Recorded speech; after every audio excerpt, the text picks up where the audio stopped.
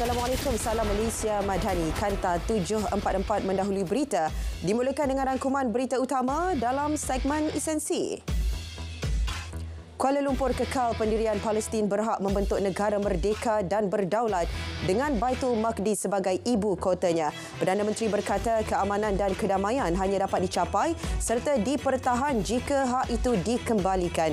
Malaysia juga menyampaikan hasrat rakyat dan kepimpinan negara agar Palestin diterima sebagai anggota penuh PBB serta gesaan genjatan senjata kepada Setiausaha Agung PBB.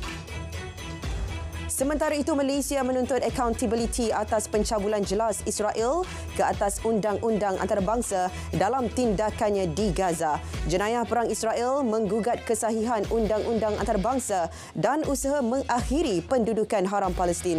Perkara itu dinyatakan Menteri Luar ketika berucap pada debat terbuka peringkat menteri pada Majlis Keselamatan PBB di New York.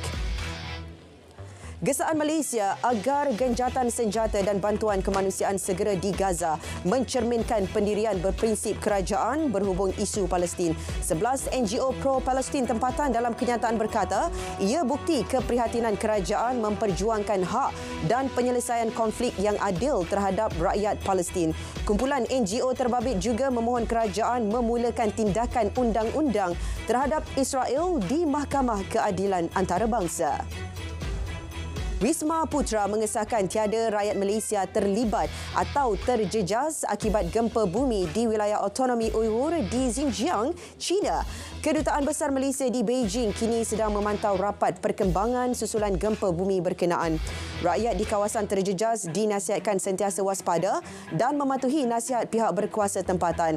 Rakyat Malaysia yang memerlukan bantuan konsular boleh menghubungi Kedutaan Besar Malaysia di Beijing menerusi maklumat tertera. Tiada cuti umum khas sempena pemasyhuran Yang di-Pertuan Agong yang baharu 31 Januari ini. Perkara itu dimaklumkan Menteri Komunikasi yang mengesahkan perkara itu tidak dibincangkan dalam mesyuarat Kabinet. Beliau berkata demikian sebagai mengulas penyebaran maklumat di media sosial berhubung perkara berkenaan. Dakwaan kerajaan akan menarik balik subsidi petrol RON 95 pertengahan tahun ini adalah tidak benar. Menteri Komunikasi yang juga jurucakap kerajaan menegaskan perkara itu tidak pernah dibincangkan jemaah menteri. Pada masa sama, tidak ada cukai baharu kononnya akan dilaksana tahun ini seperti tersebar di media sosial. Dalam perkembangan lain, Jemaah Menteri memutuskan sistem pendidikan prasekolah di seluruh negara diselaraskan semula. Ia supaya kualiti pendidikan awal kanak-kanak itu lebih terjamin dan menyeluruh. Kenyataan rasmi mengenai keputusan itu akan dikeluarkan Menteri Pendidikan dalam masa terdekat. Polis akan memanggil penganjur dan beberapa individu terlibat perhimpunan di luar pintu Istana Negara semalam bagi diambil keterangan. Menteri Dalam Negeri berkata tindakan penganjur yang tidak memaklumkan kepada polis dan memohon kebenaran berhimpun jelas melanggar Akta Perhimpunan Aman 2012. Kerajaan katanya tidak menghalang sebarang perhimpunan diadakan selagi ia dilaksanakan secara aman serta mematuhi peraturan. Mesyuarat Jemaah Menteri setuju tubuh Suruhanjaya Siasatan Diraja RCI bagi mengkaji pengendalian perkara berkaitan kes kedaulatan Pulau Batu Putih, Batuan Tengah dan Tubir Selatan. Ia dimaklumkan Setiausaha Jemaah Menteri yang juga Ketua Setiausaha Negara Tan Sri Muhammad Zuki Ali. Penubuhan selaras Akta Suruhanjaya Siasatan 1950-Akta 119. Cadangan keanggotaan Suruhanjaya itu akan dibawa untuk perkenan Yang di-Pertuan Agong. Sakit hati dan cemburu dipercayai motif pembunuhan ibu tunggal Mila Sharmila Samsusah atau Bella. Ketua Polis Negara memberitahu kematian mangsa pula disebabkan keretakan di kepala yang terkena benda tumpul. Beliau turut nafi dakwaan polis seolah-olah memberi layanan mesra kepada suspek dalam siasatan kes itu. Terdahulu, teman lelaki Bella didakwa di Mahkamah Magistrate Batu Pahat atas pertuduhan membunuh mangsa antara pukul 11 malam 14 Disember hingga kira-kira 5.30 pagi 15 Disember lepas. Tiada pengakuan direkodkan daripada tertuduh Muhammad Haikal Mahfuz. Sebutan semula kes 19 Februari depan bagi penyerahan dokumen dan laporan bedah siasat. Tiada jaminan ditawarkan kepada tertuduh. Jabatan Kastam Diraja Malaysia Negeri Sembilan mematahkan cubaan seludup 5.5 juta batang rokok putih dianggap bernilai 4.164 juta ringgit. Ia hasil rampasan dibuat berhampiran hentian rehat dan rawat RNR Gombak Selangor 14 Januari lalu. Dalam serbuan itu, sebuah lori dan pemandu berusia dalam lingkungan 20-an turut ditahan. Kes disiasat di bawah Akta Kastam 1967 dan Akta Eksais 1976. Sebuah kereta peronda polis yang sedang membuat rondaan cegah jenayah ditembak penjenayah dalam kejadian di Jalan Panji, Kota Baru. Tembakan tersebut mengenai cermin kanan kereta sebelum suspek melarikan diri. Dua anggota dalam kereta peronda berkenaan bagaimanapun selamat tanpa sebarang kecederaan. Kenderaan suspek kemudiannya ditemui di Taman Desa Rahmat Kubang, Krian dan kes disiasat mengikut Seksyen 307 Kanun Keseksaan. Sementara itu, dalam kes berasingan, Polis Kelantan menahan 3 lelaki kerana memiliki senjata api termasuk sepucuk pistol tiruan. Turut dirampas 4 biji peluru. Kesemua suspek diberkas dalam 2 serbuan berasingan di Kampung Pasir Kelang, Kuala Krai semalam. Mereka direman seminggu sehingga Selasa depan dan kes disiasat mengikut Seksyen 8 Akta Senjata Api penalti lebih berat 1971. Dadah pelbagai jenis bernilai lebih RM426,000 dirampas Polis Sarawak di Miri minggu lepas. Pesuruhjaya Polis Sarawak berkata rampasan menerusi 2 serbuan berasingan itu turut menahan 2 suspek lelaki. Hasil saringan ujian air kencing mendapati kedua-dua suspek positif dadah dan mempunyai rekod kes jenayah. Dadah dirampas terbabit dianggar dapat digunakan lebih 84,500 penagih.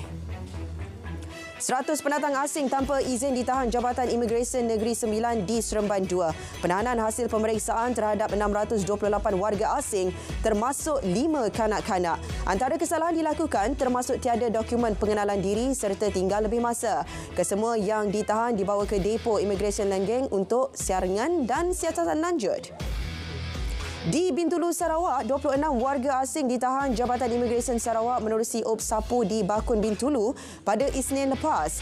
Operasi bermula pukul 2 pagi itu menyasarkan beberapa lokasi melibatkan rumah sewa, rumah kongsi dan rumah kedai. Kesemua mereka ditahan selepas tidak mempunyai dokumen perjalanan yang sah dan bekerja tanpa permit. Seorang pesara didenda RM30,000 selepas mengaku bersalah memperdayakan individu supaya serahkan jumlah wang yang sama bagi membantu permohonan permit kerja bahan batuan pasir. Kesalahan itu dilakukan 12 tahun lepas. Hakim Mahkamah Seksyen Ipoh turut memerintahkan lelaki berkenaan menjalani hukuman penjara selama 3 bulan jika gagal membayar denda. Di Mahkamah Seksyen Butterworth, seorang pekerja kilang mengaku tidak bersalah guna wang palsu RM960,000 minggu lalu. Perbuatan itu didakwa dilakukan di sebuah premis di Taman Indrawasih seberang Perai Tengah 14 Januari lalu. Sebutan semula kes 23 Februari ini. Seorang lelaki tempatan berusia 42 tahun ditemukan dalam keadaan tidak sedarkan diri dengan beberapa kesan kecederaan di kepala dan badan di sebuah ladang ternakan ayam di Lambir, Miri semalam. Menurut Ketua Polis Daerah Miri, susulan itu, mangsa segera dihantar ke hospital bagi mendapatkan rawatan sebelum disahkan meninggal dunia. Pihak polis telah menahan 2 lelaki tempatan masing-masing berusia 36 dan 46 tahun.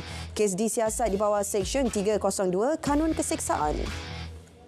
Hujan lebat berterusan sejak 2 hari lalu menyaksikan sebuah PPS dibuka di Kelantan.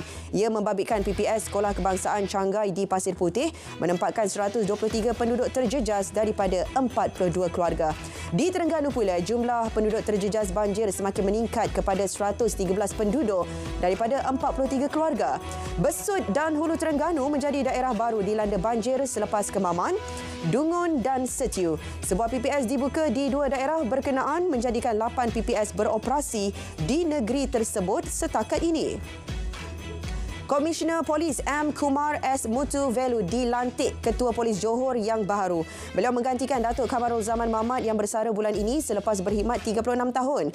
Upacara serah tugas berlangsung di IPK Johor pagi tadi, disaksikan Ketua Polis Negara Tan Sri Razarudin Hussein. Malaysia diunjur catat pertumbuhan ekonomi lebih baik tahun ini iaitu pada kadar 4.2%. Menurut Ketua Ekonomi OCBC Bank, ia didorong permintaan domestik termasuk penggunaan swasta lebih kukuh, perbelanjaan pelaburan dan kemasukan pelancong asing yang tinggi.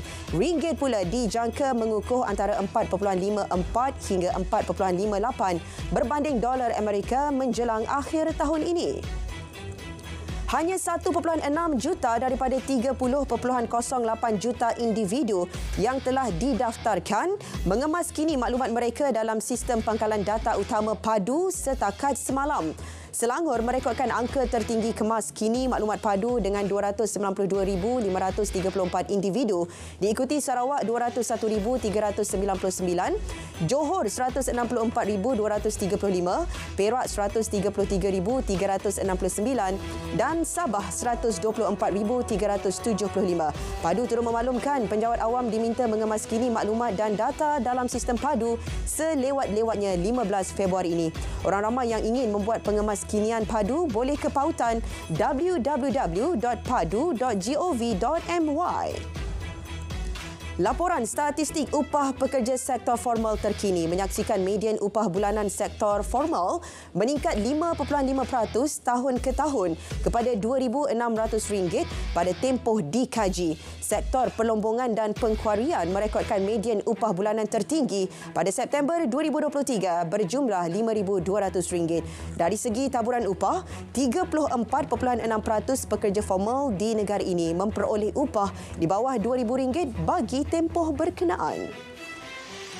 KWSP memperkenalkan beberapa penambahbaikan strategik produk dan polisi bagi memperkukuh masa depan persaraan serta jaminan pendapatan ahlinya. Antaranya peningkatan had maksimum insentif caruman padanan kerajaan untuk aisaraan daripada RM300 kepada RM500 setahun sejak 1 Januari lepas. Bagi program Aisuri, insentif caruman padanan sebanyak 50% diberikan ke atas setiap RM1 sumbangan sukarela. KWSP turut menambah baik platform iInvest membolehkan ahli melakukan transaksi melibatkan portfolio mandat persendirian yang diluluskan. Usaha pengantaraan untuk mencapai genjatan senjata dan perjanjian pertukaran tebusan antara Israel dan Hamas masih diteruskan. Jurucakap Kementerian Luar Qatar mendakwa beberapa pihak cuba merosakkan reputasi Qatar namun tidak menyatakan buntiran khusus, namun tidak menghalang mereka melaksanakan peranan dalam mencapai keamanan. Doha sedang berhubung dengan Amerika Syarikat untuk menghentikan perang Israel selain memudahkan kemasukan bantuan kemanusiaan ke Semenanjung Gaza. Ketenteraan Amerika Syarikat meneruskan serangan ke atas Yaman pada Rabu. Serangan memusnahkan 2 buah kapal misi Houthi yang bersedia melancar serangan di Laut Merah. Serangan Amerika Syarikat dilancarkan kira-kira pukul 2.30 pagi waktu tempatan. Ia merupakan serangan terbaru menyasarkan pejuang di sokong Iran, diikuti serangan lebih besar pada awal pagi. Kanta 744 berakhir di sini. Dari sungai ke segara, Palestin pasti merdeka. Malaysia Madani, tekad perpaduan penuhi harapan.